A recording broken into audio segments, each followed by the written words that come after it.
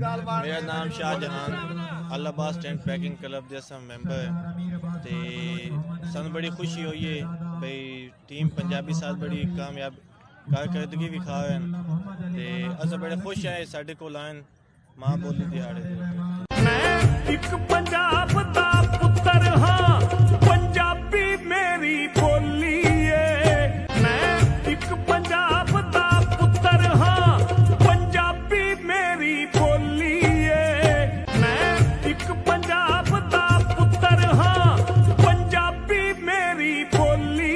हाँ जी भाई, ये साढ़े दोस्त हैं, मेहमान हैं, इन्हों का बहुत बहुत शुक्रिया, मेहरबानी, मोस्ट वेलकम भाई।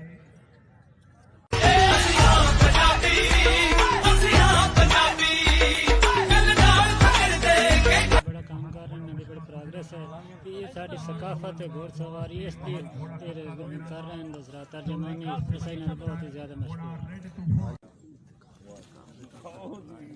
और अपनी पूरी टीम के नाल साढ़े को तशरीफ लाया इन्होंने सब वेलकम करना खुश आमदीद है और इन्होंने बड़ी मेहरबानी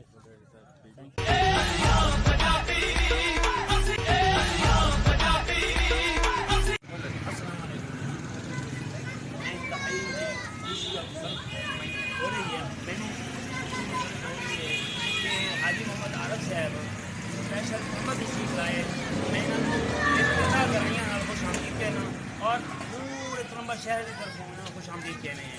माशाल्लाह इन्हों का पंजाबी अदबी सच के हवाले नाल बहुत ज़्यादा इन्हों का वर्क है। अल्लाह दुआ है अल्लाह ताला इन्होंने इन्हों के कलम होर ताकत और जरूरत फरमावे और इसी तरह पंजाबी सच के हवाले नाल खिदमत अपनी पेश करते रहा।